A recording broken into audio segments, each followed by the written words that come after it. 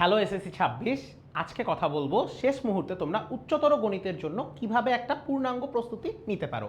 আচ্ছা, এখন উচ্চতর গণিতে তোমার অ্যাকচুয়ালি কত নাম্বার তোমার রিটেনে আছে দেখো, তোমার 50 আর 25, রাইট? আর বাকি 25 তো তোমার প্র্যাকটিক্যালে চলে গেল। আচ্ছা, এখন এই 25 তোমার আছে হলো এমসিকিউতে, আর এই 50-এর মধ্যে তোমার 40 হলো তোমার 4টা সিকিউ, আর তোমার 10 নাম্বার হলো 5টা শর্ট কোশ্চেনে 10 নাম্বার। আচ্ছা, এখন এখানে আমাদের টোটাল 3টা বিভাগ আছে। তাহলে আমাদের ক বিভাগে আছে বীজগাণিতিক রাশি, অসীম ধারা, সূচক লগারিদম ফাংশন, দ্বিপদী বিস্তৃতি। সো এখান থেকে মোটামুটি 3টা সিকিউ, 8টা থেকে 12টা এমসিকিউ তোমার থাকবে। তোমার 3টা বিভাগই টাচ করা লাগবে, যে কোনো একটা বিভাগ থেকে 2টা অ্যান্সার করলেই তোমার 4টা সিকিউ হয়ে যাচ্ছে। খ বিভাগে তোমার 2টা সিকিউ, 8টা থেকে 12টা এমসিকিউ থাকবে, যে বিভাগে আছে স্থানাঙ্ক জ্যামিতি আর সমতলীয় ভেক্টর। আর গ বিভাগে তোমার আছে 2টা সিকিউ, 5টা এমসিকিউ, যেখানে আছে তোমার ত্রিকোণমিতি আর সম্ভাবনা।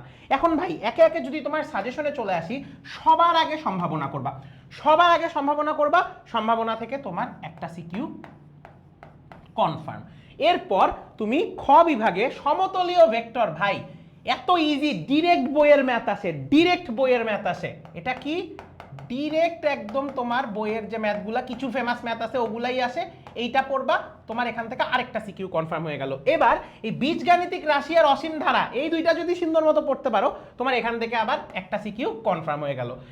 এখন আসি এরপর কি করবা। আমার সাজেশন হলো স্থানাঙ্ক জ্যামিতি বা ত্রিকোণমিতি যে কোনো একটাকে ভালো মতো পড়া, যে কোনো একটাকে ভালো মতো পড়া, তাহলে ওইটা থেকে তুমি আরামে অ্যান্সার করে ফেলতে পারবে। আমার কাছে স্থানাঙ্ক জ্যামিতিও খুব ভালো লাগতো, আমার কাছে ত্রিকোণমিতিও খুবই ভালো লাগতো।